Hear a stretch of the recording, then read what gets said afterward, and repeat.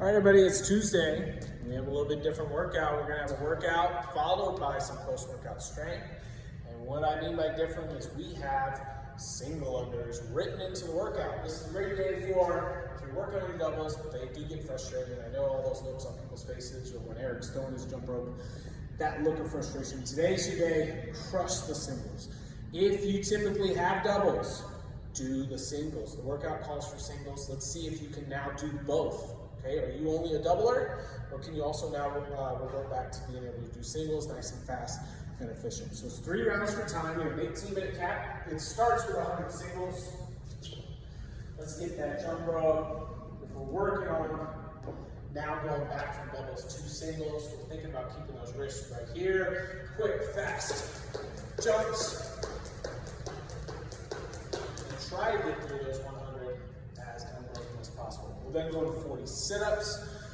Keep in mind on our sit-ups that we do want to swing those arms and get those shoulders in front of the hips on each and every rep. Okay, so if you feel like you're going back and not tapping those hands on the ground, okay, we're just kind of shortening it. We want to think about that full quality. We'll lengthen those muscles to then contract and use them and get stronger that way. 30 alternating dumbbell hang power snatches. Start with the dumbbell. We're going to hinge to just above the knee, just like we will with the bar in any of our hang positions. And then we're going to pull and punch that dumbbell up, okay? I'm doing more of a muscle snatch right now where I can stay locked out at the top. Or, if it's heavier, I can drop underneath a little bit into our power position, okay? What I want to see is a pull and punch, not a swing, okay? So we're not swinging down or up. This is just a single arm swing. I want to pull, shrug, high pull, punch that dumbbell. So it's staying as close as I can to the body. And if it's heavy enough, you should want to do that so that way you're not getting that back into a bad position. Your body should feel like it wants to do that. You'll then go into dumbbell slides. We've seen quite a few of these. We saw kettlebell slides last week. Turn that dumbbell sideways, get into your high plank position. Okay, we'll take the dumbbell from one side of the body, reach down and across. Keep the hips, keep the shoulders all square, and slide that dumbbell across. If we're turning, we might need to go a little bit less weight, go with a wider stance, but make sure we can keep those hips and shoulders square as possible. We then have 10 box jumps. These are rated higher than normal, with 30 and 24. So challenge yourself a little bit if you feel like you can get a higher box jump. Today's a good day to go for that. Look at the box, load up, absorb the landing, and stand up. I do want to see you step back off. Today we have a lot of jumping. We have those singles. Even in that hang power snatch, you're going to be jumping a little bit to get underneath the dumbbell. And then we have box jumps. No need to overload those legs. Let's step off the box like we do for all the box jumps. Okay? We'll then go into post-workout strength after that. So you had 3 rounds of that workout.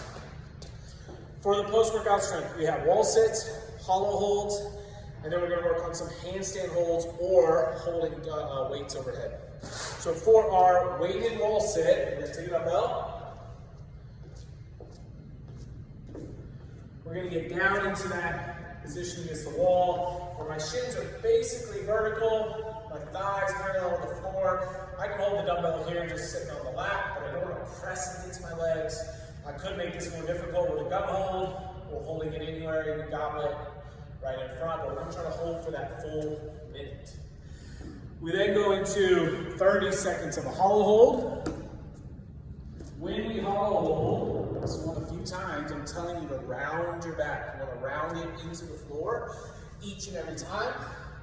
So as we get set, you can use your arms up overhead as if you're hanging from a pull-up bar. Get your shoulders up, that back starts to round into the ground.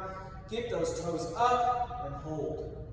This is our hollow hold. Different than our rock, right? When we're going back and forth, this is the hold position, so you're just trying to hold it. If we need to scale this, right, we can bring leg in, keep pointing those toes down the way, keep the shoulders up. We can also bring one arm in, maybe start to hug a leg, but we want to hold as long as we can. Make this difficult before you start scaling into those elbows. Try to fight through that pain. It's going to make our core movements a lot stronger.